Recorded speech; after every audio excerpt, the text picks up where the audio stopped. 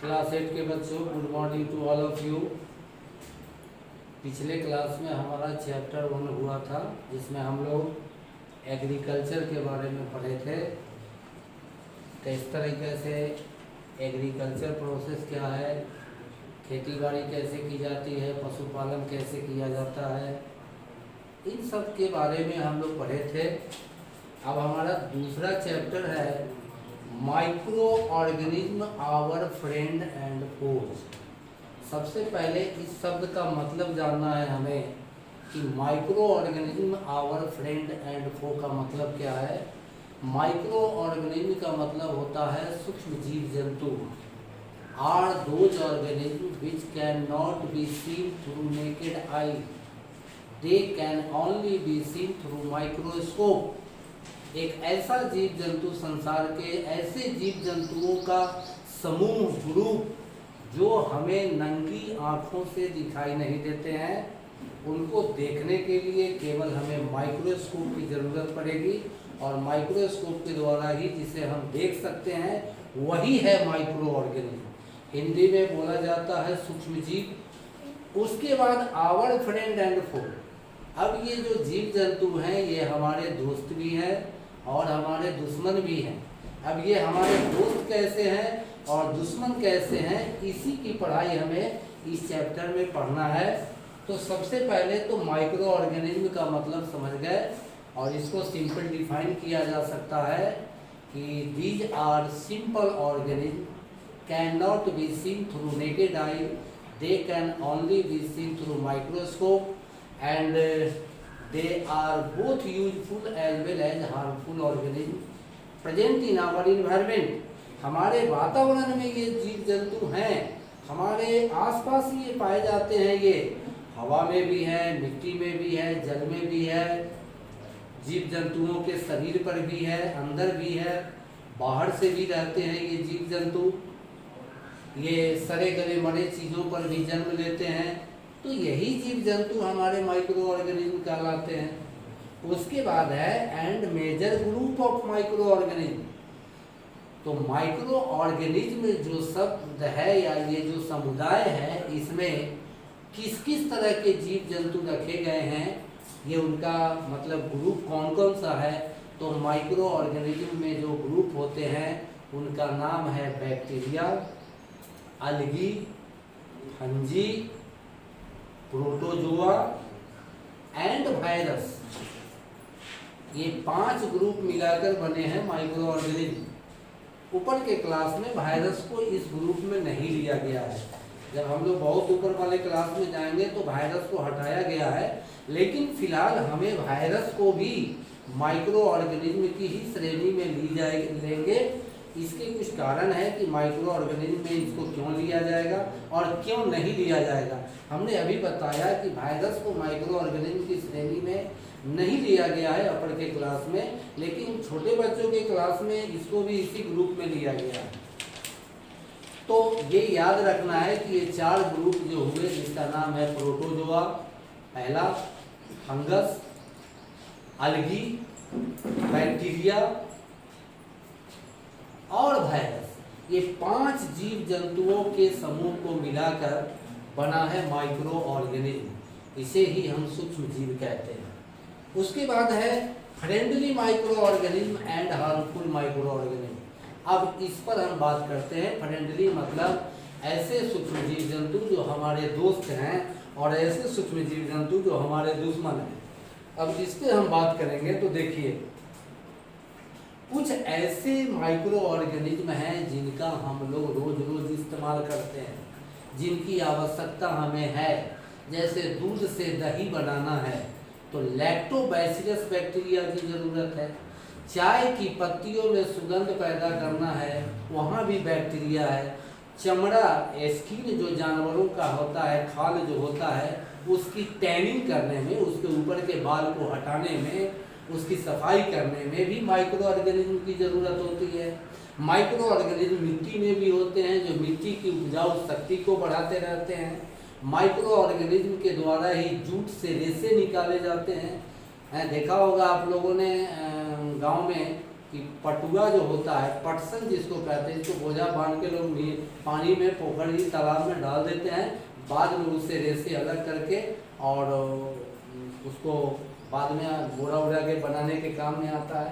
तो इस तरीका से बहुत सारे ऐसे कुछ ऐसे भी माइक्रो ऑर्गेनिज्म है जो मनुष्य के इंटेस्टाइन में पाया जाता है और वो विटामिन बी कॉम्प्लेक्स बनाता है। तो इस सब मामले में माइक्रो ऑर्गेनिज्म हमारा फ्रेंड है, क्योंकि वो उसकी ज़रूरत है हमें। उसके द्वारा किए गए कार्य से हमें बहुत सारे चीज़ प्राप्त हो। जैसे एक और उदाहरण बताते हैं, अल्कोहल जो बनाया जाता है फर्मेंटेशन के द्वारा, उसमें भी माइक्रो ऑर्गेनिज्म की ज़रूरत होती है और उसको हम लोग कहते हैं ईस्ट। इसका नाम सुना होगा। ये ईस्ट बेकरी इंडस्ट्री में भी इस्तेमाल होता है। पाव रोटी, डबल ब्रेड जहाँ बनता है वहाँ पर मैदा में ये ईस्ट का पाउडर मिला करके उसको स्पॉन्जी बना दिया जाता है, हल्का फुला दिया जाता है और वो नाश्ते वगैरह में इस्तेमाल होते हैं। तो इन सब चीज़ों में जहाँ हमें माइक्रो ऑर्गेनिज्म की ज़रूरत पड़ी तो इस केस में ये माइक्रो ऑर्गेनिज्म फ्रेंडली हो गए। उसके बाद बहुत तरह के टीके, जिसको हम लोग वैक्सीन कहते हैं, बहुत तरह का एंटीबायोटिक दवाई जो कीटाणुओं को मारने का काम करता है, ये सब बनाने में भी माइक्रो ऑर्गेनिज्म की ज़रूरत होती है। हार्मफुल माइक्रो ऑर्गेनिज्म वो माइक्रो ऑर्गेनिज्म है जो किसी जीव जंतु के शरीर में अगर प्रवेश कर जाए तो उसके सेल को धीरे धीरे ये डिस्ट्रॉय करता है, बाद में कई तरह की बीमारियां फैला देता है, जैसे हैजा, टेटनस, लेप्रोसी, निमोनिया, टीबी। ये सब जो बीमारी हम लोग सुन रहे हैं, ये सारे के सारे बीमारी भी माइक्रो ऑर्गेनिज्म से होते हैं और इस केस में ये माइक्रो ऑर्गेनिज्म हमारे लिए नुकसानदायक है।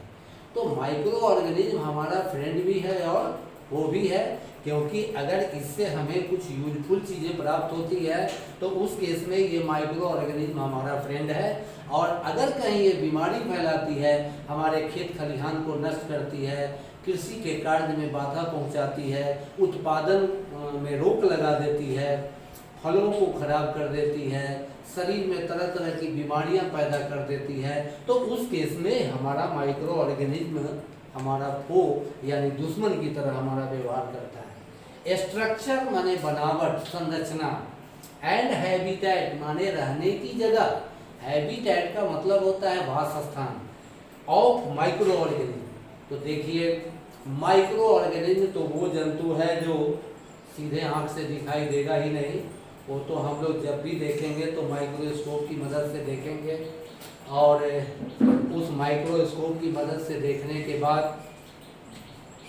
उसकी बनावट को हम देखेंगे तो माइक्रो ऑर्गेनिज्म गोल भी हो सकते हैं, लंबे लंबे भी हो सकते हैं, सर्पिल के आकार के भी हो सकते हैं, स्पाइरल कॉमा के आकार के भी बैक्टीरिया हो सकते हैं। इनका कोई शेप और साइज डिफिनिट नहीं है, एक ही जैसे सबके सब नहीं होते हैं, सबका रूप आकार अलग अलग होता है। फंगस का कुछ अलग डिजाइन है, प्रोटोजोआ में ही अमीबा आता है, अमीबा, पैरामीशियम, ये भी माइक्रो ऑर्गेनिज्म की श्रेणी में है।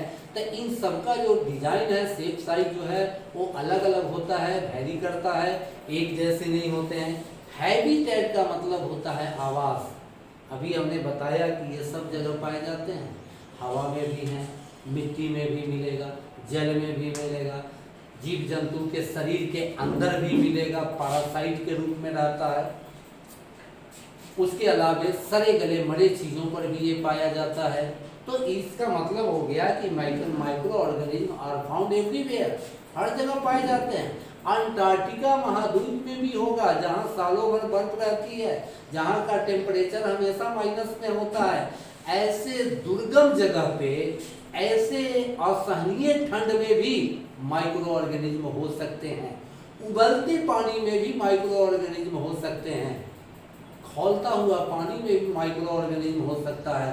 तो ये प्रकृति का बड़ा विचित्र प्राणी है और एवरीवेयर पाया जाता है, सभी जगह पाए जाते हैं। अभी आप लोगों ने कोरोना वायरस सुना है, नाक में मास्क लगा के हम लोग चलते हैं कि हवा में अगर ये वायरस होगा तो हमारे शरीर के अंदर न आ जाए। तो ये सभी जगह पाए जाते हैं माइक्रो ऑर्गेनिज्म। एवरीवेयर पाया जाता है, हर जगह पाया जाता है। जहां आप कल्पना नहीं भी करेंगे वहां भी माइक्रो ऑर्गेनिज्म मिलेंगे।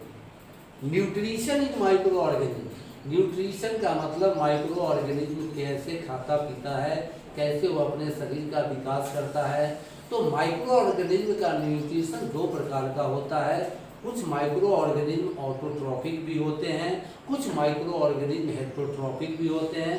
कुछ ऐसे माइक्रो ऑर्गेनिज्म हैं जो अपना भोजन खुद बना सकते हैं, कुछ ऐसे भी माइक्रो ऑर्गेनिज्म हैं जो अपने भोजन के लिए किसी दूसरे चीज पे आश्रित रहते हैं। तो न्यूट्रिशन जो होता है माइक्रो ऑर्गेनिज्म में वो ऑटोट्रॉफिक भी हो सकता है और हेटेरोट्रॉफिक यानी परपोषी रूप में भी पाया जा सकता है ये माइक्रो ऑर्गेनिज्म। इसके बाद हम लोगों को बैक्टीरिया, आपकी किताब में देखिए ये वायरस है, एक बार देख लीजिए आप लोग।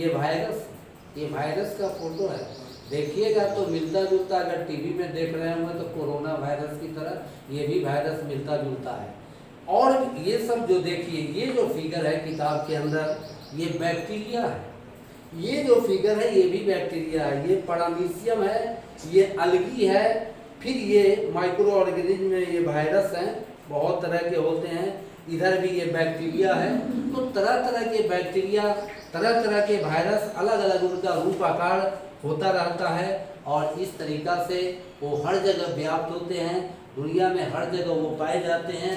हर स्थिति में, हर विकट परिस्थिति